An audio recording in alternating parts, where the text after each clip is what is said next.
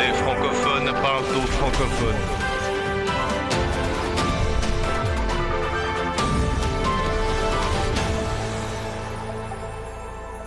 Ici Moscou, les Français parlent aux Français, les francophones parlent aux francophones. Bienvenue dans votre émission politique préférée de rentrée, en direct sur RT en français.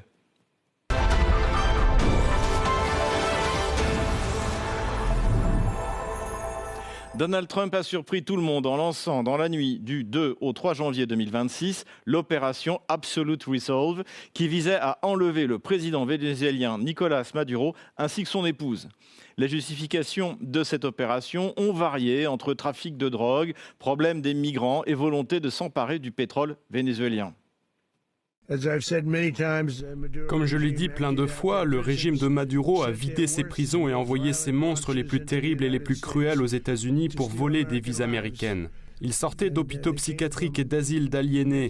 Ils sortaient de prison. C'étaient des trafiquants de drogue. C'étaient des barons de la drogue.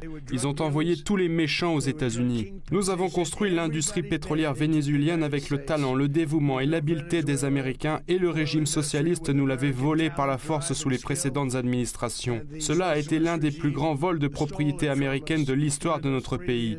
C'est considéré comme le plus grand vol de propriété dans l'histoire de notre pays. De manière générale, cette opération s'inscrit dans la nouvelle stratégie de sécurité américaine telle qu'elle a été publiée en décembre 2025 et qu'on appelle maintenant doctrine Monroe, en accolant l'initiale du prénom de Trump à cette doctrine Monroe rénovée. Nous ne permettrons pas aux concurrents non hémisphériques de déployer des troupes ou d'autres forces menaçantes, ni de posséder ou de contrôler des actifs stratégiques dans notre hémisphère. Cet ajout Trump à la doctrine Monroe relève du bon sens et constitue un fort rétablissement de la puissance et des priorités américaines conformes aux intérêts de sécurité des États-Unis. Après le Venezuela, l'administration américaine a annoncé vouloir s'en prendre à Cuba et même au Mexique. Pour autant, la vice-présidente vénézuélienne, Delcy Rodríguez, enjoint les États-Unis à respecter le cadre de la légalité internationale tout en étant prête à négocier. Depuis ici même, nous réitérons et réaffirmons la souveraineté et l'indépendance du Venezuela. J'ai vu sur Wikipédia des caricatures de celui qui dirige le Venezuela. Eh bien, voici le gouvernement qui dirige le Venezuela. Il y a une présidente par intérim ici et il y a un président en otage aux États-Unis. Et nous gouvernons avec le peuple organisé, avec le pouvoir populaire.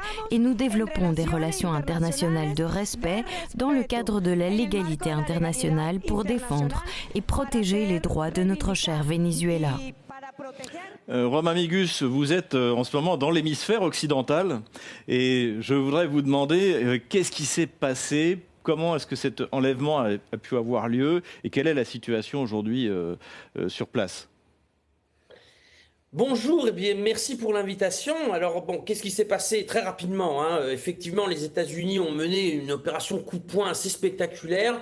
Ils ont enlevé, séquestré le président Maduro, bombardé Caracas, et depuis, ils cherchent, alors au-delà de ce qui s'est dit sur Twitter par le président Trump ou par le secrétaire d'État Marco Rubio, d'essayer de reprendre le contrôle des richesses du Venezuela, comme de toute façon ils veulent reprendre le contrôle des richesses du continent américain tel que c'est exprimé noir sur blanc dans la stratégie de sécurité nationale. Alors, qu'est-ce qui s'est passé depuis ? Il s'est passé que Donald Trump s'est réuni avec toutes les majors pétrolières et finalement a eu une fin de non-recevoir par Exxon, ConocoPhillips notamment, et les autres qui ont dit très bien, on va pouvoir, avec la levée de certaines sanctions qui sont immanquables, refaire du business au Venezuela, sont des entreprises qui étaient là jusqu'à 2019-2020. Je pense à Repsol, par exemple, je pense à Halliburton, je pense à Weatherford, je pense à Chevron qui est encore là.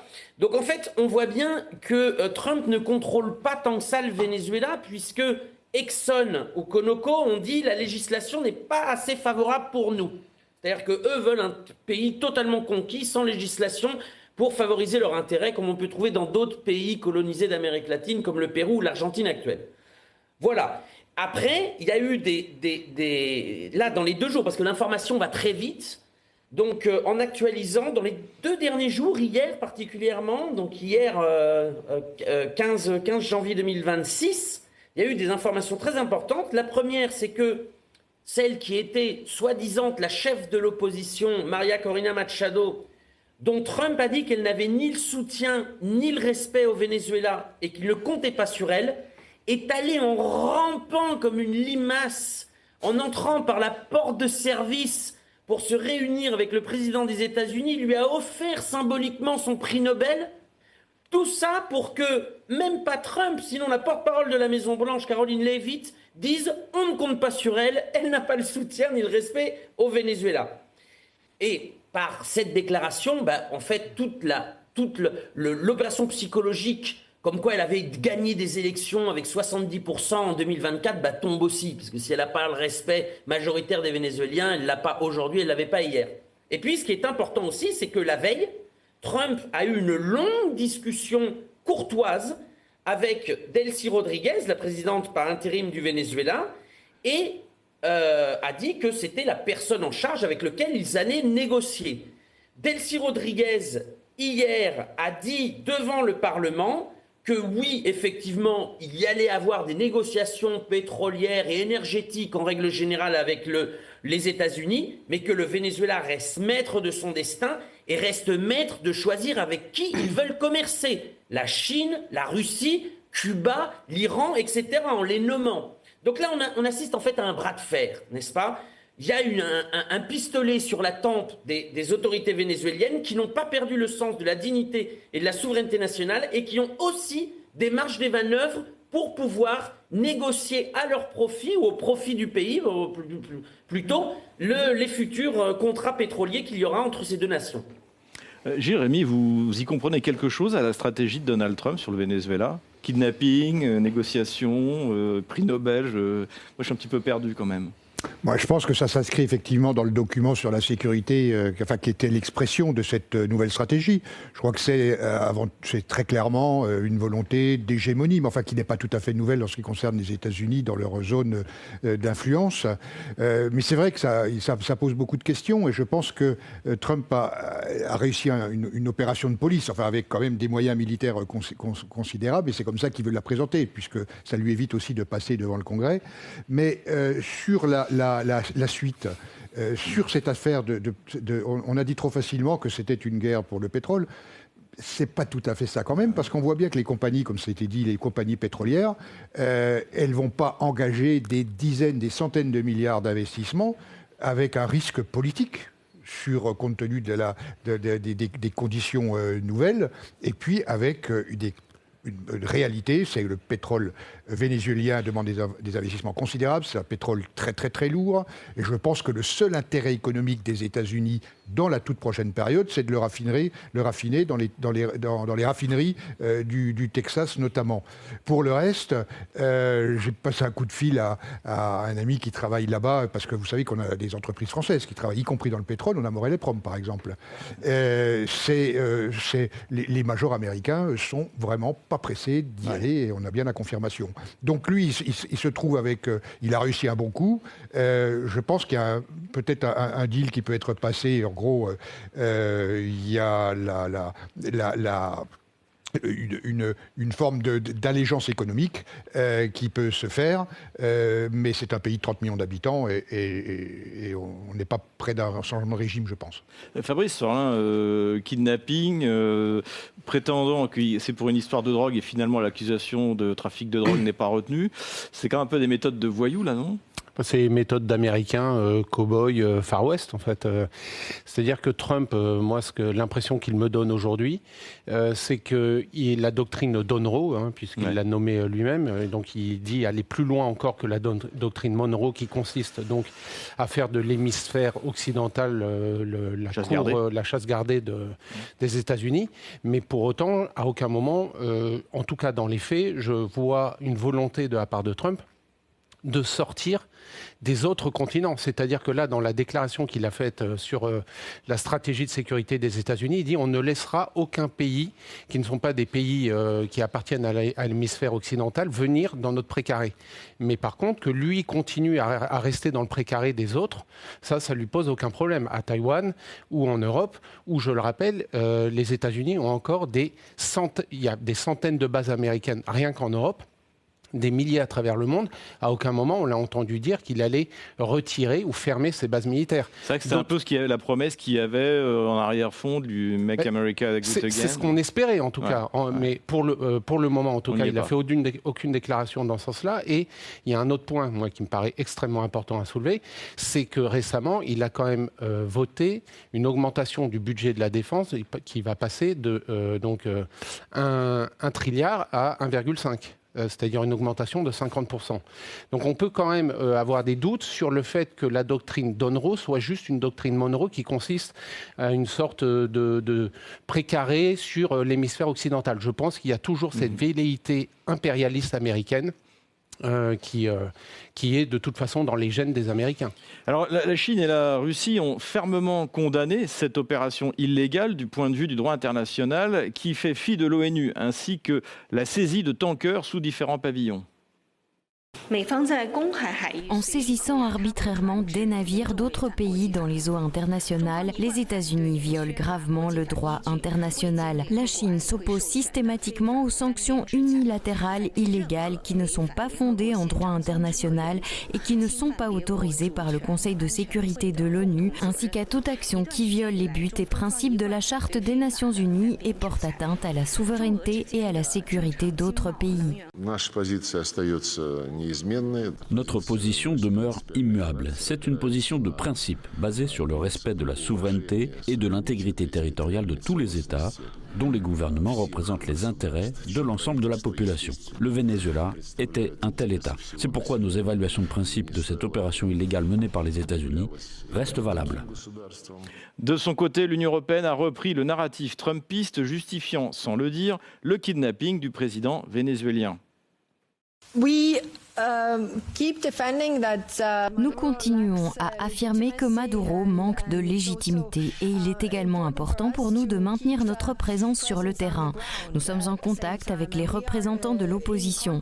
De plus, nous soutenons la lutte contre la criminalité multinationale organisée. S'agissant du trafic de drogue, la plupart des stupéfiants sont acheminés vers les pays européens qui sont confrontés à un grave problème de gangs ayant le pouvoir dans différents pays. Donc, je reviens à ma première réponse. En réalité, nous sommes dans une situation où les règles ne fonctionnent pas, où règne le chaos total.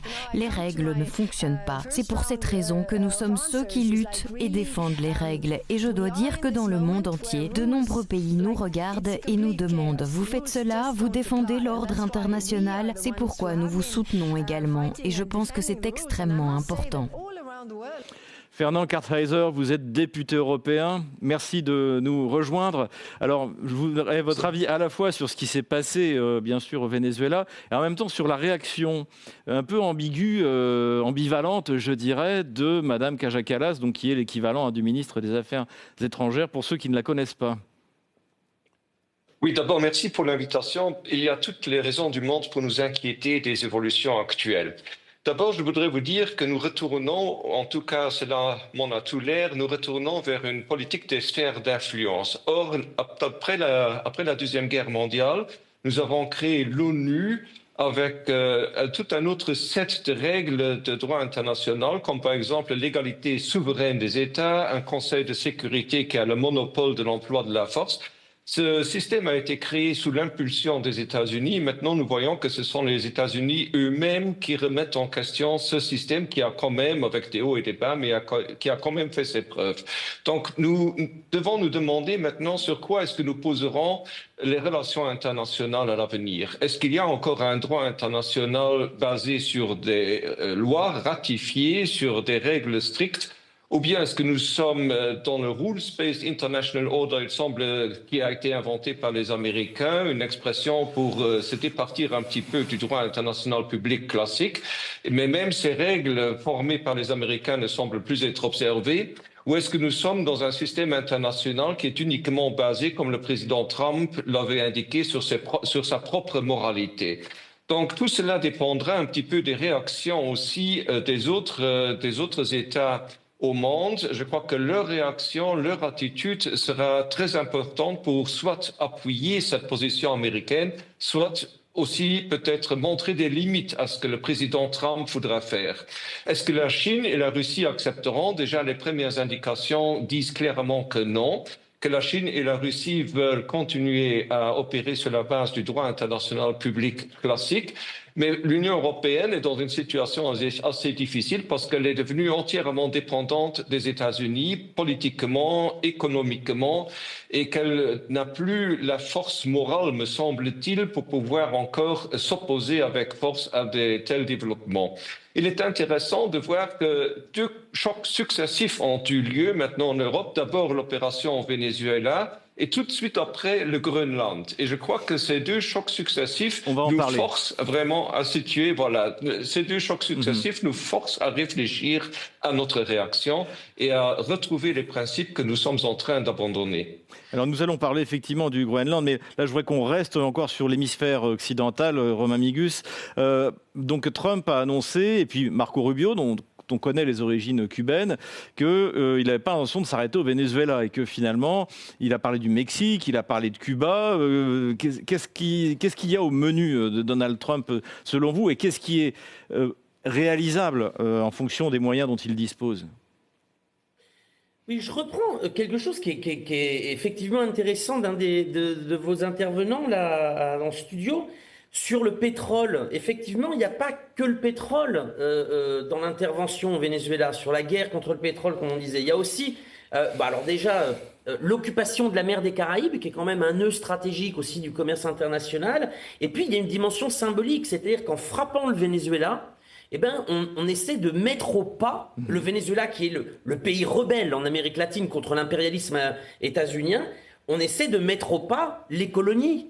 N'est-ce pas? Et on va voir dans les prochaines semaines, dans les prochains mois, comment les États-Unis vont déployer toute leur influence avec cette menace militaire aussi dans des pays qui sont des colonies états-uniennes dont la plupart sont sous occupation militaire. Je pense là au Pérou, en Équateur, au Chili, au Brésil, récemment en Bolivie aussi, qui va le devenir.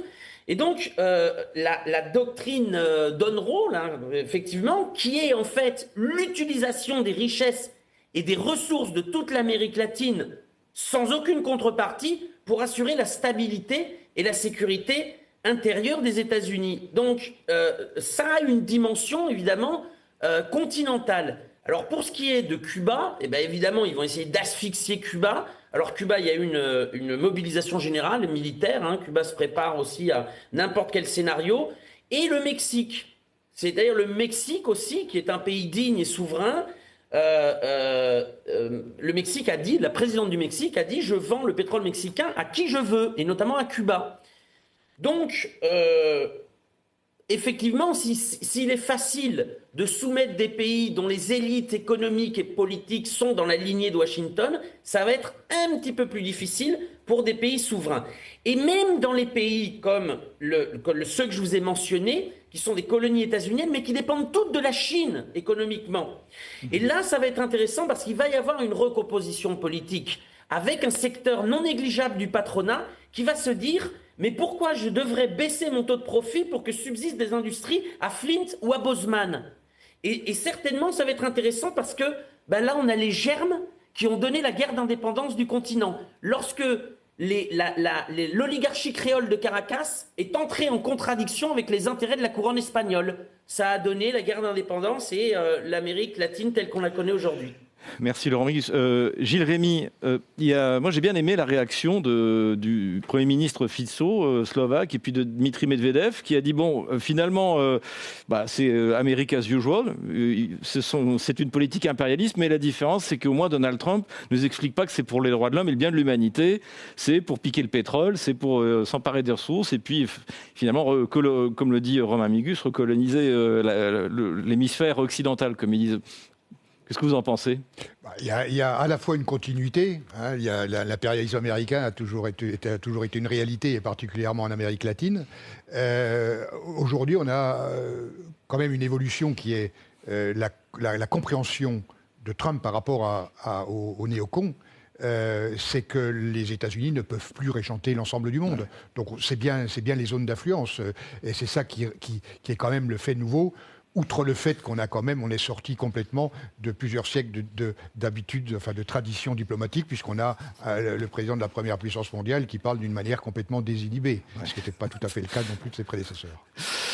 Alors une fois la surprise passée, les analystes sérieux s'interrogent sur la stratégie suivie par Donald Trump, si tant est qu'il y en ait une. L'opération au Venezuela, si elle s'inscrit dans la nouvelle doctrine de sécurité nationale américaine, n'en reste pas moins un faux pas sur l'échiquier mondial. C'est pourtant loin d'être le seul de la part de l'administration Trump depuis janvier 2025.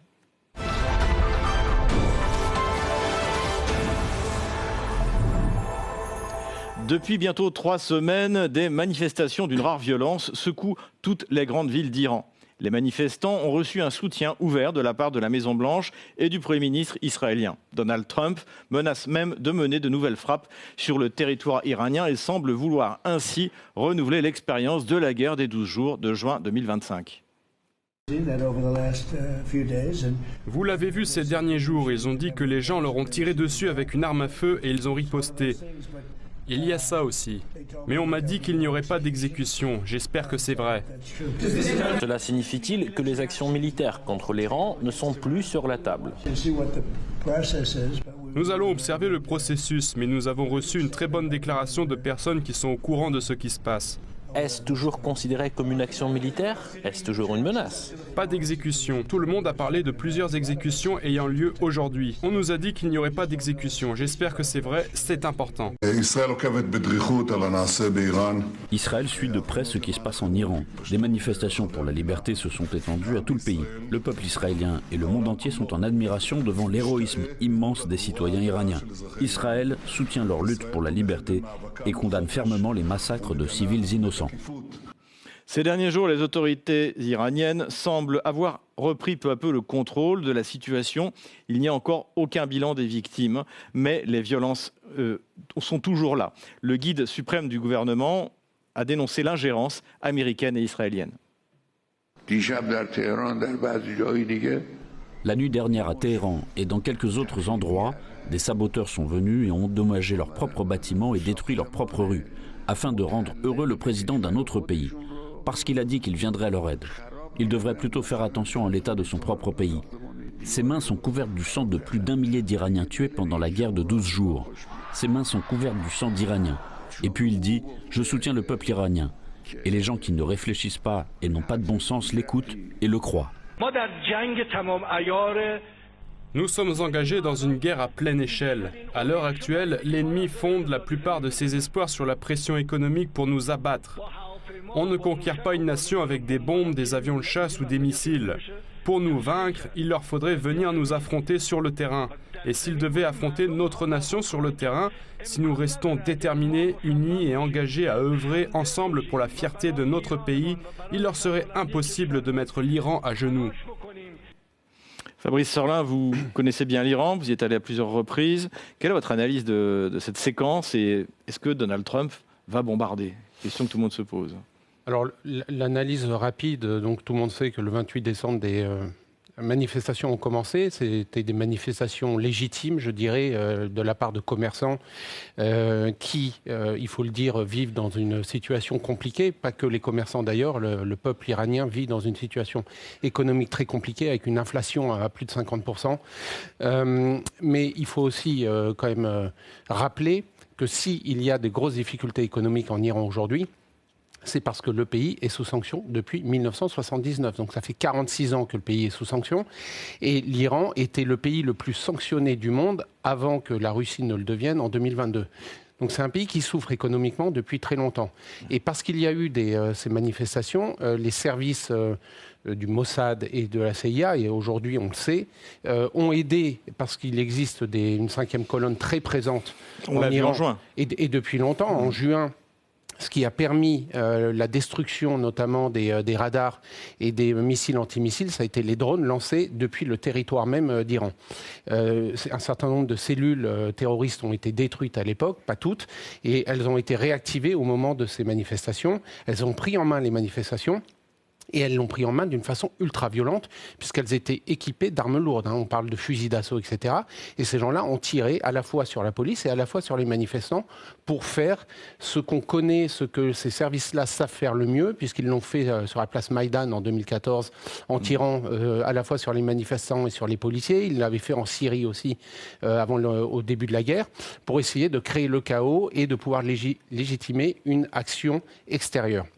Simplement, l'Iran, c'est pas la Syrie. L'Iran est un pays fort, c'est un pays de 91 millions d'habitants, c'est une forteresse géographique, entourée soit par des mers, soit par des montagnes. Il y a une armée extrêmement bien équipée, extrêmement bien entraînée, et c'est beaucoup plus compliqué, effectivement, d'intervenir au sol. Donc là, Donald Trump a menacé de bombarder. Il ne l'a pas fait parce que si jamais il bombarde l'Iran, il y aura un chaos dans toute la région, mais pas que dans la région. Oui, c'est vrai d'ailleurs, les puissances, notamment pétrolières locales, le Qatar, l'Arabie Saoudite, ont demandé de calmer le jeu.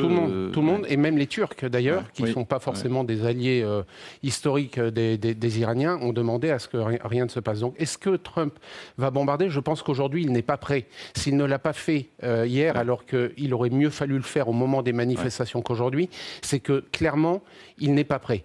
Est-ce qu'il le fera demain? C'est possible, et je dis pourquoi c'est possible, c'est parce qu'il est poussé de toute façon par son allié, son ami Netanyahou, qui veut absolument une intervention extérieure pour détruire l'Iran. Mais il est clair qu'aujourd'hui, toutes les conditions ne sont pas rassemblées pour pouvoir bombarder l'Iran, et c'est pour ça que ça n'a pas été fait. Fernand Kartheiser, je vous voyais acquiescer de Bruxelles. Oui, en fait, je suis à Luxembourg, mais peu importe. Maintenant, je crois qu'il y a des risques énormes pour le président Trump, et je voudrais peut-être commencer par mentionner les risques de politique intérieure. Il a été élu sur la base de promesses qu'il allait quand même normaliser un petit peu les relations internationales, du moins aussi avec la Russie, qu'il allait abandonner cette politique interventionniste américaine, que l'Amérique serait sa première priorité. Et maintenant, nous voyons quand même qu'il multiplie les crises au Venezuela, en Iran, également dans d'autres zones. Et il faut se demander si ce changement dans son attitude ne lui nuira pas aux élections qu'il attend maintenant, les midterm elections, où il est peut-être en train de perdre sa crédibilité auprès de sa propre base.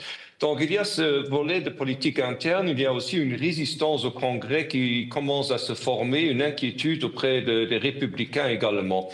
En ce qui concerne l'Iran, maintenant, il faut savoir, au moins c'est mon impression, que les révoltes que nous avons vues sont partiellement nées justement des problèmes économiques, etc., mais qu'il y a sans doute également eu une certaine influence extérieure. Nous avons vu les influences par Starlink, toute cette histoire autour de l'Internet qui a été clôturée en Iran pour éviter ou pour réduire ce potentiel d'ingérence étrangère.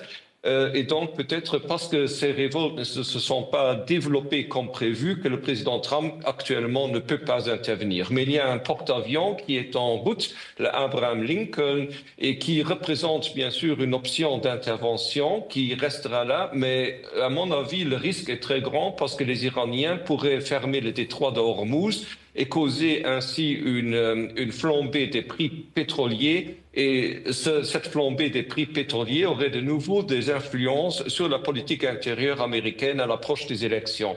Donc je crois que le président Trump également, en dépit de son amitié avec M. Netanyahou et les intérêts israéliens dans la région, mais je crois qu'il a un intérêt propre à essayer de calmer le jeu et de se concentrer plutôt pour les mois à venir, dans la mesure du possible, sur certains volets de la politique intérieure et notamment sur l'évolution des prix aux États-Unis. Romain Mégus, est-ce qu'on peut faire un parallèle entre finalement cette ingérence qu'on voit dans les affaires vénézuéliennes en Amérique du Sud et puis finalement ça ne se limite pas à l'hémisphère occidental, mais maintenant ça frappe même le Moyen-Orient? Ben oui, parce que y a tout un courant de pensée qui dit les États-Unis se concentrent sur ce qu'ils considèrent leur précaré. Il y a une espèce de deal avec la Russie, l'Ukraine pour Poutine, le Venezuela pour Maduro. Mais et pas du tout. Déjà, ça passe pas du tout comme ça. Hein. On sait que les Chinois et les Russes sont très attachés au droit international. Et puis surtout, on voit bien que les États-Unis se cantonnent pas à ce qu'ils considèrent l'hémisphère occidental. On voit en Iran. On voit à Taïwan, je rappelle qu'ils ont vendu pour 11 milliards de dollars d'armes le mois dernier, si je ne m'abuse, et puis au Groenland. Quand on voit la position du Danemark au Conseil de sécurité de l'ONU, dire que finalement, l'opération des États-Unis au Venezuela n'était pas si grave que ça parce que Maduro n'était pas un chef d'État légitime, parce qu'il n'avait pas les votes de son peuple. Mais vous savez qui n'est pas un chef d'État légitime ? Frédéric X, qui n'a reçu aucun vote, le roi du Danemark. C'est-à-dire que si on suit l'argument du Danemark, Trump pourrait envahir le Groenland ou au moins mettre ses bateaux pour essayer de canaliser le couloir arctique. Donc effectivement, c'est une déclaration de guerre au monde entier. Je pense que les États-Unis montrent leurs muscles. En réalité, c'est un aveu de faiblesse devant la montée inéluctable du monde multipolaire et le fait que le pivot économique du monde s'est déjà déplacé en Asie. Les États-Unis sont en train en Amérique latine, d'essayer de piller les richesses pour assurer leur stabilité, d'essayer d'avoir une Europe pour vendre leurs produits, une Europe aussi dépendante totalement au niveau énergétique, au niveau des produits nord-américains. C'est un acte de survie finalement, devant un monde multipolaire qui de toute façon balayera ça dans les décennies qui viennent. Alors le soutien des dirigeants européens à ce qui ressemble de plus en plus à une opération de destruction et de balkanisation de l'Iran est total. Le député macroniste Constance Le Grip a été ovationné à l'Assemblée nationale, tandis que dans sa réponse, Jean-Noël Barrot s'est montré très ferme. Un massacre, un bain de sang, c'est une tuerie massive qu'un régime est en train de perpétrer contre son propre peuple. Je veux bien sûr parler ici du régime en place à Téhéran depuis 47 ans. Le régime de la République islamique d'Iran, où des mollahs islamistes liés et soutenus par les sinistres Pasdaran, le corps des gardiens de la révolution islamique, qui ont d'ailleurs fait main basse sur l'économie du pays, massacrent, répriment, oppressent, emprisonnent, réprime dans le sang toute contestation, viole et condamne à mort. Ce régime n'a eu de cesse de réprimer dans le sang toute protestation, toute contestation à chaque fois. Et à chaque fois, nous avons fini par détourner le regard. Cette fois-ci, nous ne pouvons plus détourner le regard. Nous devons aller au-delà des déclarations et des condamnations. Répression, vous l'avez dit, intolérable, insupportable et inhumaine. Des manifestants abattus à bout portant par des armes d'assaut, Internet bloqué pour mieux masquer l'étendue de l'horreur, des cadavres qui, par centaines et peut-être par milliers, s'entassent dans des sacs, dans des hôpitaux, des morts que nous pleurons avec les familles iraniennes endeuillées, des appels de détresse auxquels nous ne pouvons rester insensibles. Et c'est la raison pour laquelle la France a condamné, par la voix du président de la République, la répression avec la plus grande fermeté, en dénonçant cette violence d'État qui s'est abattue aveuglément sur les manifestants pacifiques. Cette condamnation, je l'ai signifiée au ministre des Affaires étrangères de l'Iran et elle sera réitérée à l'ambassadeur d'Iran en France que j'ai convoqué aujourd'hui au Quai d'Orsay. Gilles Rémy, là on sent une espèce de communauté de fusion, c'est extraordinaire. Oui, alors à la fois, la diplomatie française, bon, n'oublions pas qu'on a quand même deux Français qui sont à l'ambassade de France quand même. Hein. Donc c'est... Mais la condamnation de ce qui s'est passé, je dirais, elle est classique, elle est évidente, ça fait partie. Le vrai sujet, je crois, en ce qui concerne l'Iran, ça a été dit, 90 millions d'habitants. Pourquoi il n'y aura pas de frappe américaine, ou s'il y a des frappes dans les prochains jours, ça sera bien concerté, les Iraniens seront prévenus, etc. Personne ne veut peut-être dans une moindre mesure Israël, l'éclatement ou l'effondrement du pays. En plus, il y a l'Iran, c'est les Perses, mais c'est aussi des Azéris, etc. On imagine le risque, d'ailleurs, comme ça a été dit, la Turquie, le risque en termes d'immigration, etc. Pour le reste, on a à la fois un pays, alors les dirigeants ne sont pas forcément les meilleurs gestionnaires, mais comme ça a été dit, le pays est sous sanction depuis des dizaines d'années. Mais cela étant, le régime iranien ne pourra pas se maintenir tel qu'il est pendant des décennies. Je pense qu'en tant que Français, ce n'est pas lui qui nous menace. Il y a bien d'autres régimes d'État islamistes qui nous menacent plus notre territoire que l'Iran. Mais l'Iran, c'est une civilisation, c'est un peuple très éduqué, avec une classe moyenne brillante, et il est sûr que le régime ne tiendra pas encore très longtemps. Alors du côté russe et chinois, on déplore une nouvelle fois des ingérences occidentales. Je ne crois pas qu'une partie tierce puisse modifier la nature des relations fondamentales entre Moscou et Téhéran. Ces relations reposent sur les accords conclus entre les présidents de la Fédération de Russie, Vladimir Poutine, et de la République islamique d'Iran, Massoud Pezeshkian. Elles servent les intérêts de nos deux pays et de nos deux peuples. Bien sûr, lorsque les États-Unis commencent à n'agir qu'au mépris total de toutes les normes qu'ils ont eux-mêmes promues en prenant un modèle qu'ils appelaient mondialisation, lorsqu'ils ont eux-mêmes, comme je l'ai déjà mentionné, abandonné par la suite tous leurs principes, lorsqu'ils ne pensent qu'à promouvoir leurs propres intérêts partout où se trouve du pétrole ou d'autres ressources naturelles stratégiques importantes, et ce, en recourant à des menaces et à des pressions directes sous forme de droits de douane, cela laisse bien sûr à penser que nos collègues américains ne sont pas fiables lorsqu'ils agissent de la sorte. Fabrice Sorland, les mots de Sergueï Lavrov sont plutôt durs. On aurait pu imaginer que finalement les Russes seraient dans une position, vous nous laissez l'Ukraine et puis finalement vous pouvez mettre le reste de la planète à feu et à sang. C'est pas du tout le cas. La réponse est dure. Et ça a été dur également sur le Venezuela d'ailleurs.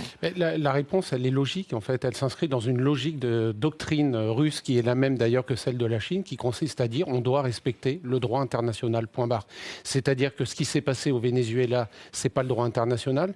Quand Trump fait assassiner le général Soleimani lors de son premier mandat, c'est pas du droit international. Lorsqu'il bombarde pendant la guerre des 12 jours l'Iran, alors même que la guerre commence pendant des négociations avec les États-Unis, c'est pas du droit international.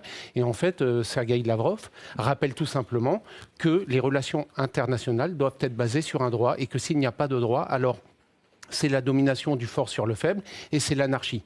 Et c'est le grand danger, parce que dans ces cas-là, il n'y a plus aucune raison. La Russie fait ce qu'elle entend, la Chine aussi. La Chine prend Taïwan demain. Voilà. Et il y a un droit international, il faut appliquer le droit international, et c'est ce que M. Lavrov a rappelé brillamment. Et c'est ce que les Russes font depuis des années, rappeler que les relations internationales doivent être basées sur le droit. Fernand Carterizer, comment a été la réaction de l'Union européenne, de la Commission européenne sur cet événement qui se passe, sur ces événements qui se passent en Iran? On a assisté à un enthousiasme envers les manifestants comme en France, ou ça a été un peu plus nuancé? Nous aurons des débats la semaine prochaine au Parlement européen, lorsque nous nous verrons à Strasbourg pour une séance plénière. Mais je crois qu'il faut insister d'abord sur le fait des répressions en Iran qui sont intolérables. Nous avons des exécutions massives, la torture, un statut des femmes qui n'est pas acceptable. Nous avons donc des problèmes réels dans nos relations avec l'Iran que nous devons thématiser. Mais en même temps, nous avons un besoin de dialogue avec l'Iran. Nous avons tout ce débat autour d'une probable nucléarisation de l'Iran. Nous avons eu, lorsque nous avons eu cette guerre des 12 jours, un bombardement contre les installations nucléaires en Iran. Et ce que nous voyons maintenant au sein de l'Union européenne, c'est un peu un refus de dialogue. Ainsi, la présidente du Parlement européen a maintenant interdit aux diplomates iraniens l'accès au Parlement européen. Donc nous réagissons un peu comme nous l'avions fait avec la Russie, avec une interruption des relations et une politique du silence. Mais je crois que cela ne réussit pas et que cela ne sert aussi à rien finalement, parce que je crois qu'il faut continuer le dialogue avec l'Iran, justement parce que nous avons des problèmes et des interrogations sur nos relations et sur la situation en Iran même. Donc, ce que nous devons faire, c'est prolonger le dialogue et non pas l'interrompre. C'est insister sur le respect des droits de l'homme et chercher des solutions pour les problèmes qui ont une implication sur la sécurité de la région. Les sanctions que nous prévoyons maintenant d'introduire contre l'Iran n'auront probablement pas l'effet souhaité parce que les sanctions, en général, ça fonctionne assez mal. Et maintenant, comme l'Iran est un pays membre des BRICS, j'imagine que d'autres pays aideront l'Iran à surmonter les effets des sanctions. Donc, ce n'est peut-être pas la voie à suivre. La voie à suivre serait le dialogue, engager l'Iran, insister sur le respect des droits de l'homme et essayer de trouver une solution négociée aux problèmes de sécurité que nous avons. Et Fabrice Arlin voulait réagir pour finir sur l'Iran. Oui, j'aimerais quand même réagir parce que je m'excuse, mais j'ai entendu là des choses qui me paraissent fausses. Le statut des femmes en Iran, on en a parlé, le monsieur précédemment en a parlé. J'ai été en Iran de nombreuses fois.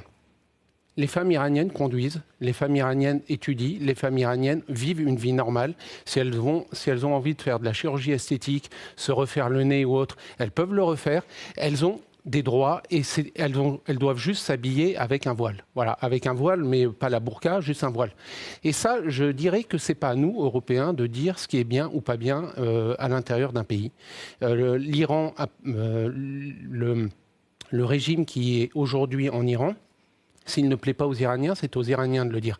Ouais. C'est pas à nous de dire que c'est bien ou pas bien ce qu'ils font en Iran. Sur les manifestations, je rappelle qu'au 28 décembre, lorsque les manifestations ont commencé, c'était des manifestations de commerçants, comme je l'ai dit. Ces manifestations se sont extrêmement bien déroulées. Donc il y a des raisons, vous êtes d'accord avec ça, c'est qu'il y a des raisons fondamentales. Des raisons économiques sur le pouvoir d'achat, et d'ailleurs elles étaient tout à fait justifiées. C'est vrai qu'il y a une grosse inflation, c'est vrai qu'il y a aussi de la corruption, qui fait que malgré les sanctions, les choses pourraient aller mieux, mais elles vont de mal en pis. Et donc, il y a des manifestations légitimes qui se sont déroulées. Ces manifestations au démarrage étaient extrêmement calmes. Il n'y a eu aucun problème, ni du côté de la police, ni du côté des manifestants. C'est lorsque les cellules dormantes terroristes ont commencé à assassiner, parce que ce dont personne ne parle, c'est les vidéos qui sortent aujourd'hui où on voit des décapitations, où on voit des forces de l'ordre mises, emprisonnées dans des cages et à qui on a mis le feu. Ça rappelle quand même les exécutions de Daesh et des terroristes. Donc ce n'est pas des manifestants ou des commerçants qui agissent de cette façon-là. Et à ce moment-là, les forces de l'ordre ont bien évidemment dû riposter. Donc je crois qu'il y a tout un mythe autour de l'Iran, que ce soit sur le statut des femmes, que ce soit sur les violences policières, que ce soit sur...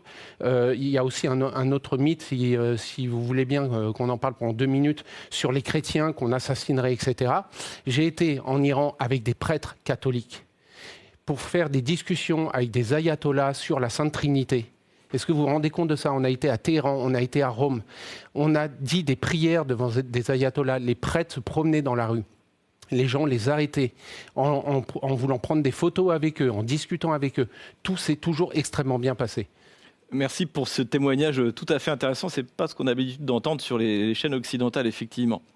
Les manifestations en Iran, en plus de causes économiques profondes, sont aussi manipulées de l'extérieur. Même si désormais les autorités iraniennes semblent reprendre le contrôle, elles devront s'attaquer à ces problèmes vitaux. Comme pour le Venezuela, l'Iran reste militairement dans le viseur du Pentagone, même si entre l'Iran et les États-Unis, le rapport de force est beaucoup moins disproportionné.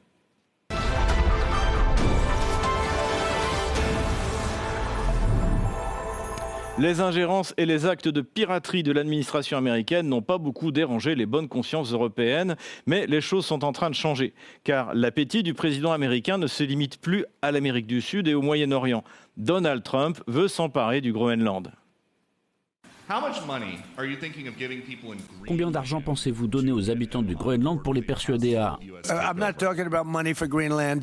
Je ne parle pas encore d'argent pour le Groenland, je pourrais en parler. Mais maintenant, nous allons faire quelque chose avec le Groenland, que cela leur plaise ou non. Parce que si nous ne le faisons pas, la Russie ou la Chine s'empareront du Groenland. Et nous ne voulons pas avoir la Russie ou la Chine comme voisins, d'accord? Je voudrais conclure un accord de manière douce. Mais si nous ne le faisons pas de manière douce, nous le ferons à la manière forte.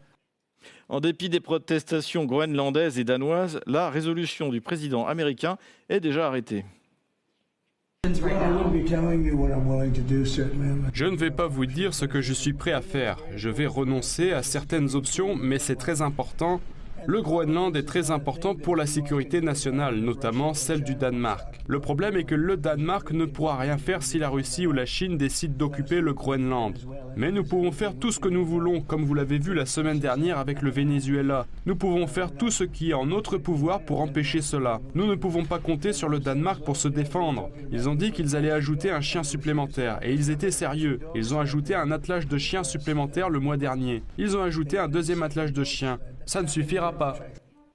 Le 27 mars 2025, lors du Forum international de l'Arctique à Mourmansk, le président russe Vladimir Poutine était revenu longuement sur les origines des prétentions américaines sur le Groenland et qui, d'après lui, n'ont rien d'extravagante. Par ailleurs, il est clair que le rôle et l'importance de l'Arctique vont croissant pour la Russie et pour le reste du monde. Mais malheureusement, la concurrence géopolitique et la lutte pour l'influence dans la région s'intensifient également. Il suffit d'évoquer les projets des États-Unis d'annexer le Groenland, connu de tous. Vous savez, cela peut surprendre, seulement au premier abord. Il est profondément erroné de penser qu'il s'agit de propos extravagants de la nouvelle administration américaine. Pas du tout. En réalité, les États-Unis ont commencé à mûrir ce projet dans les années 60 du 19e siècle. Du côté de l'Union européenne, c'est l'effroi. Alors que la France a annoncé l'ouverture d'un consulat sur place, Ursula von der Leyen tente de reprendre l'initiative en espérant que Donald Trump n'ira pas jusqu'au bout de ses intentions annoncées. First of all, Greenland belongs to its people. Là, j'aimerais laisser de côté tout cela pour aborder la question du Groenland sur laquelle se penchent en ce moment de différents débats. Alors, avant toute chose, le Groenland appartient à son peuple. C'est donc au Danemark et au Groenland et à eux seuls de décider des questions concernant le Danemark et le Groenland. C'est le premier point. C'est très important. Nous sommes en contact permanent avec le gouvernement danois pour, entre autres, nous tenir au courant de leurs besoins, des besoins des Groenlandais. Nos contacts sont très étroits. Ensuite, le Groenland fait partie de l'OTAN et la sécurité dans l'Arctique est un des sujets centraux de l'organisation. Ce qui sert de ciment entre les alliés, c'est ce principe clair. Un pour tous, tous pour un. Ainsi, il existe de bonnes relations solides entre l'Union européenne et les Groenlandais.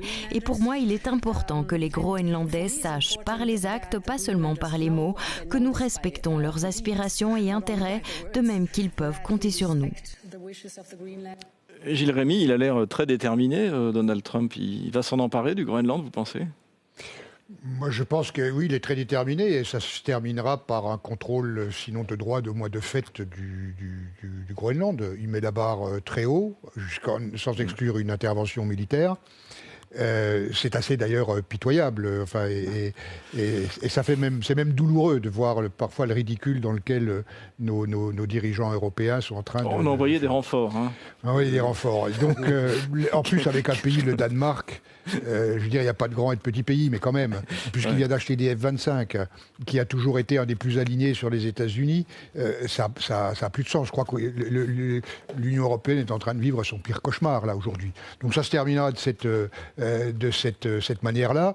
L'enjeu pour les Russes, je pense que ça ne change pas grand-chose de toute façon, puisqu'il y a déjà une base militaire spatiale qui date déjà de la guerre froide. Si demain il veut la doubler, la tripler, la multiplier par 10, Trump, le Danemark effectivement acceptera. Donc il n'y a pas d'enjeu directement militaire. Économique, c'est plus du long terme. Ça fait partie peut-être d'une vision, puisqu'on voit bien qu'on peut supposer qu'entre Trump et Poutine, la question de la mise en valeur de l'Arctique a déjà, peut-être à Anchorage, a été oui, d'ailleurs, on voit une certaine bienveillance. Hein, oui, c'est-à-dire, bon, ça ne change pas vraiment fondamentalement la donne pour les Russes. Voilà. Et puis juste, je voudrais dire quand même que Trump, si je ne peux pas me permettre de lui donner un conseil, mais enfin, s'il ne veut pas avoir les Russes comme voisins, il faut qu'il rentre d'Alaska. J'allais le dire. Romain Migus, je vous voyais réagir. Oui, sur le Groenland, je pense que la question est finie puisque Emmanuel Macron a envoyé 15 soldats. Donc voilà, passons à autre chose. Non, évidemment. Il ouvre un consulat également, attention quand même. Il ouvre un consulat. Non, voilà. Écoutez, moi je voudrais parce que votre collègue a bien résumé la situation. Je voudrais juste dire un mot sur je dirais peut-être le futur, parce que Les États-Unis, en tout cas en Amérique latine, s'ils ont toujours fait la même chose, en réalité, là, il y a quand même un changement brutal, puisque depuis de nombreuses années, de nombreuses décennies, même au moins 3 décennies, les États-Unis, croyant au libre-échange, ont laissé rentrer la Chine, qui est le premier partenaire commercial des pays d'Amérique latine. Et là, on voit qu'il y a vraiment deux modèles qui s'affrontent aux États-Unis. Un modèle plus globaliste, ultralibéral, qui finalement favorise les Chinois, parce que les Chinois achètent aussi ou rentrent dans la compétition économique dans le monde entier avec les États-Unis, et ils gagnent. Et puis un domaine de récupération par la force de ces actifs, et puis d'éliminer par la force, ou d'essayer d'éliminer par la force les Chinois. Et je pense que cette confrontation de 2 modèles aura des répercussions très fortes aux États-Unis, parce que Trump ne pourra pas la maintenir en 4 ans, et même pas en 10 ans. Donc il y a un problème de succession qui pose un problème de démocratie aux États-Unis, et peut-être même de confrontation interne dans ce pays. Fernand Kartheiser, là, ça montre une profonde faiblesse de l'Union européenne et également de l'OTAN. Alors moi, c'est pas pour me déplaire. Si ça peut être l'occasion de sortir de l'OTAN, j'applaudirais des 2 mains. Mais qu'est-ce que vous en pensez là? C'est quand même un constat de faiblesse, c'est épouvantable. Il faut dire d'abord que l'argument avancé par le président Trump n'est pas vraiment crédible. On peut très bien sécuriser ou assurer la sécurité du Groenland ou de l'Atlantique Nord sans changer le Groenland de souveraineté. Donc, il y a des moyens, et les délégations militaires qui se sont rendues maintenant au Groenland cherchent justement à étudier cette question. Mais ce qui est une question très importante, ce sont les implications de cette initiative sur les relations entre les États-Unis et l'Union européenne, respectivement sur l'avenir de l'OTAN. Cela, comme la première ministre du Danemark l'a indiqué, pourrait très bien signifier la fin de l'OTAN, en tout cas la fin de la relation de confiance et de solidarité entre les États-Unis et l'Europe. Vous vous rappelez sans doute que le président Macron, il y a quelques années, avait déjà parlé de la mort cérébrale de l'OTAN. L'OTAN sera également critiquée après la fin de la guerre en Ukraine pour des raisons multiples. Maintenant, avec cet incident du Groenland, il se pose de nombreuses questions. Par exemple, est-ce que nous partageons encore les mêmes valeurs, les mêmes normes légales? Est-ce que nous pouvons faire confiance aux États-Unis? Quelle est encore la crédibilité de l'assurance ou des garanties de sécurité américaine pour l'Europe? Donc, en fin de compte, ce que le président Trump risque, c'est tout simplement l'existence de l'OTAN. Bien sûr, il pourra maintenir des relations commerciales et autres avec l'Europe, mais cette institution importante que nous avons quand même depuis la fin des années 40 risque d'en être la première victime.